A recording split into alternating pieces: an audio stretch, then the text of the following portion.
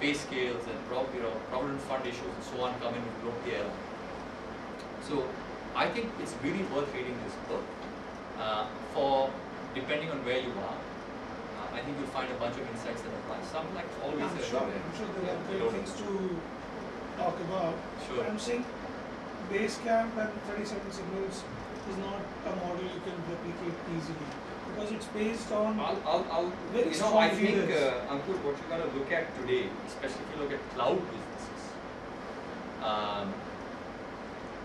it's actually interesting. You can literally build businesses with very small numbers. Woo is like Groupon. Got bought by, I forget, Googlebottom, if I remember right. They were already, skyrocketing into millions of dollars of revenue. There were only 20 people when Google bought it. Twitter, until just a couple of years ago, was no more than 200 people on one floor in the southern market area in San Francisco. And they've been in existence for 6 or 7, 8 years. Clearly the world's dominant tweet stream. That's it. So the businesses of today are becoming very interesting, especially their delivery models are all on the web. Why do you need those many people? So he's not saying don't hire. What he's saying, why? Why do you really want to add? You should be very clear about it. There should be serious value. You shouldn't be getting big just to be big.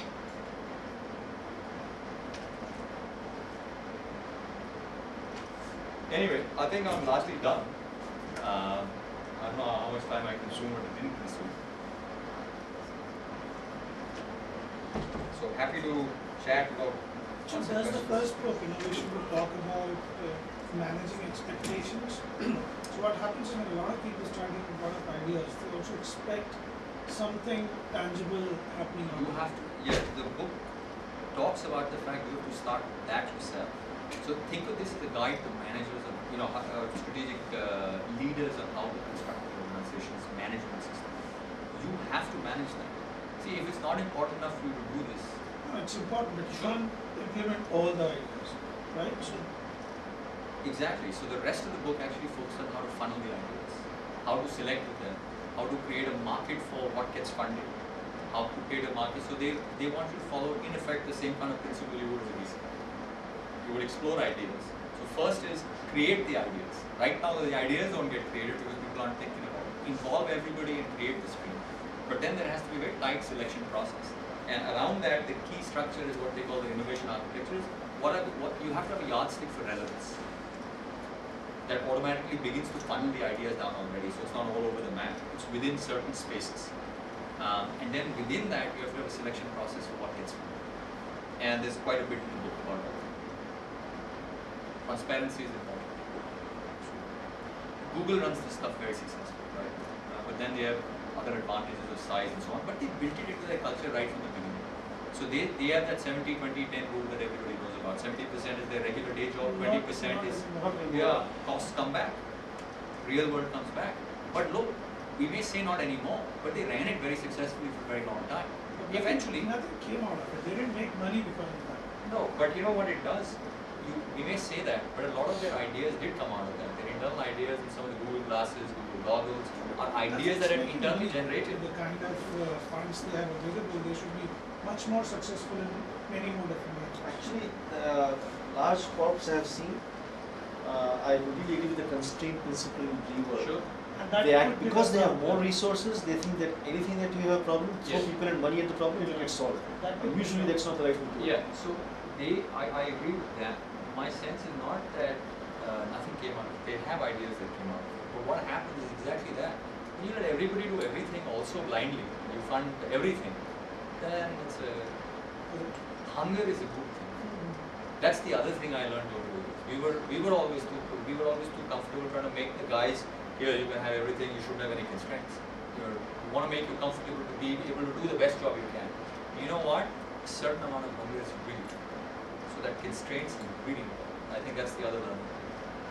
So Google now has to make choices as well. Mentioning something.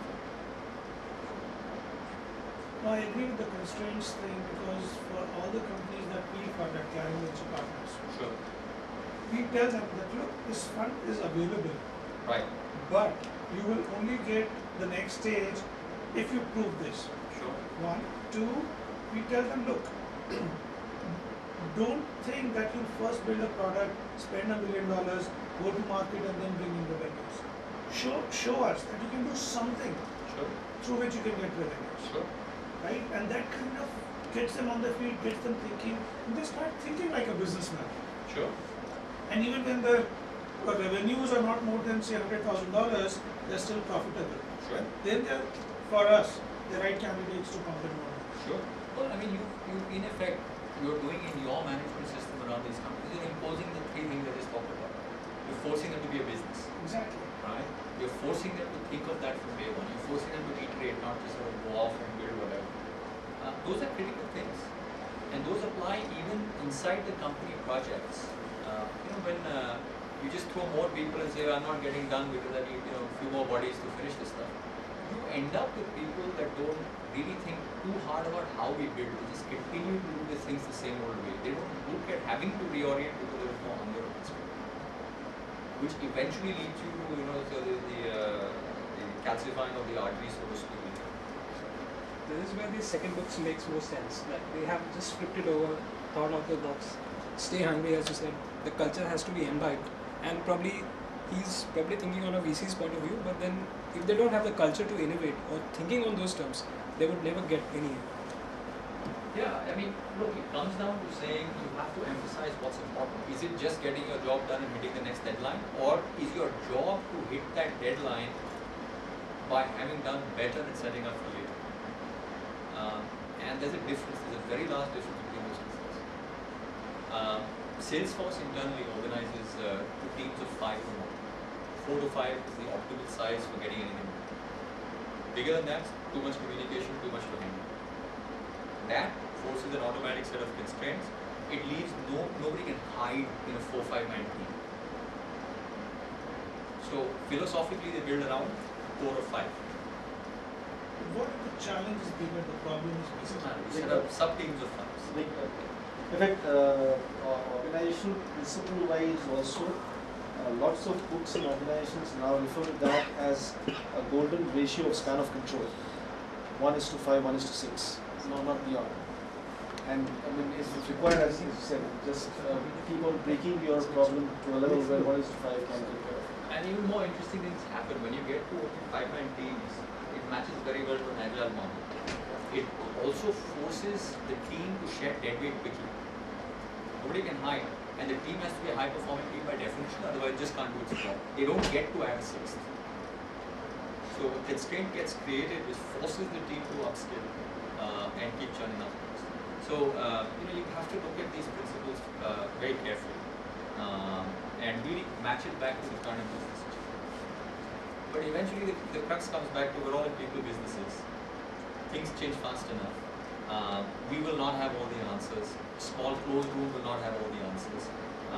Enough information, ideas have to come in, but then for them to come in, people have to be taught to think about it, and there has to be a system of both generating them and then prioritizing them. That's really what the book really sort of tries to take us through. So this is sort of the one book that I found that seems to have done a very structured job of how you might approach this. Maybe there are more. I didn't trip over them yet. Doesn't mean they're not out there and better ones are not out there. But I certainly enjoyed it. So it was a guide at the right time for us for trying to put some principles. This one, the more I interact with startups, I'll put you know the same routine. We listen to the pitches and there's no business plan. I'm just building something all over again.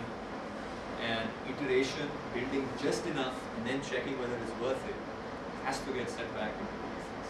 But that's true for big companies as well. We build overly bloated products. We build too much and stayed out of the market too long. It would be better to go in with just the first piece and then see where it goes. So, okay, maybe not related to the book, but since you're a product company, a problem that I routinely face with people is they over-engineer. Sure. They want lots of things, so somehow it's very difficult for people to think simplicity. Is that a challenge you face? Yeah, it's a challenge every company faces. I mean, that's the classic innovator's dilemma, right? Why? As you get deeper into your business, then your customers start driving you because it's they not- force you to go there. Second, people always want to do more. Why? If I can see that this is simple, this is better, You why know, can't it's, the other guy? simplicity is very hard. I'll tell you honestly, that's what I'm learning as I get older. Simplicity is very hard. Can you give me that, please? This thing is one button. You know how long it takes for people to figure out to reduce everything to one button? Think about it. You look at every other phone. And That's an Android is extreme end of simplicity. yeah, but think about how much work it takes to get to this. Because this can't happen unless there's a very combined vision of what this whole damn thing will do. How it will fit together. And remember, this is a full computer, not running one, it's not a phone. And the ad was, and remember, this is the days when you're DOS, and you have the command line, and we're ordering CD and MKDIR and what have you. Hammer? No. 4-year-old kid walks up to daddy's computer, starts using the mouse, and can walk over and do stuff. He took that down to 2-year-olds. 9 months actually. Daughter was 9 months. when he 9 started months. it. Yeah. My niece from Australia talks to her grandma on this thing, just about that age, little over 1. She can dial a number and call up, play her favorite music. So he's done. It takes really hard work to be simple. So I think simplicity is very different. I've learned it. I also see certain things. I also think there's value, but I still find it's very, very difficult discipline to cut it down further and further. These guys talk about the same thing. He said, I wrote the book at 57,000 words, then he cut down 27,000. So they talk about some of those things again. Simplicity is very important. And as you get more into the cloud and you look at more self-service, it becomes a basis of success. If somebody gets to your site and doesn't know why you're relevant to them by the time they hit your front page, they will never click that try now button. So if you can't explain what you do and why it's important to them in that one sentence, you can't do it. And that sentence can't have a lot of ands in it. I go to SurveyMonkey because I want to run a survey. I assume I know what a survey is, and I know that's what I want. I even get to them because I search survey on Google, which means I already knew what I wanted and the value I'm going to get out of it. So think about it. If you have an esoteric business that takes a while to have a presentation to explain what I do, you can't sell online. You just can't. You can't sell at all. Exactly. These days you can't sell at all. Somebody else would simplify it down and sell the one thing that we can make. And today, I genuinely believe, given the need for discovery, given the need for self-service, given the need for this sort of online model, and for velocity, you cannot build a business that requires what amounts to an insolvency. It's very difficult. Somebody eat your lunch. So that's what I keep looking for in those pitches. Who has that really pinned down that you can understand? And I think that's the art to today's competitive markets. Building software is easy.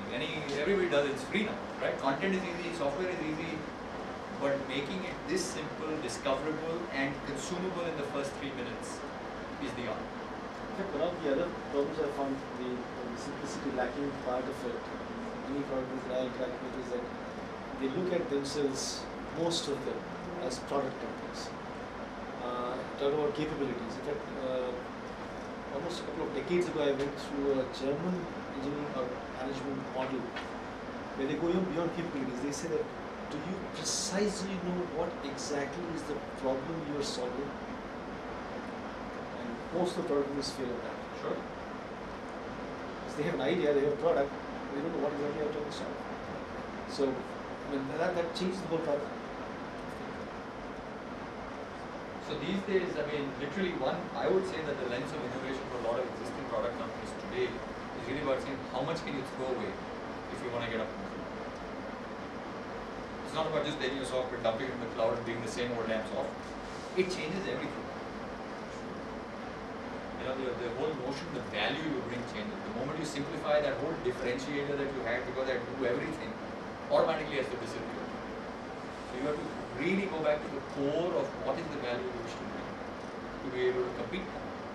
As opposed to, yeah, I do everything. And I can throw in 16 more modules. Look, there's certain enterprise business sales that are different, but I think you get the sense. I think more and more we're seeing that's the core challenges. And those don't require very big teams anymore. You're running on the cloud, so you don't have installation teams. So that's gone. You don't need a worldwide support workforce. That's gone. Right? Data centers, you're not your own, you can set up anywhere, so that's gone. You're not going to do a lot of consulting because self-consumables, there's no customization, so that's gone.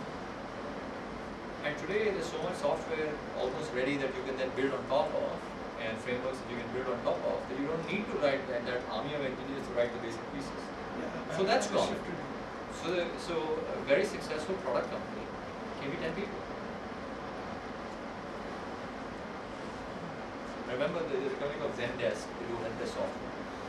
A friend of mine got placed by the VPs there. He used to be product manager at Saba, was there for about a 1 year stint, is there VP for product manager.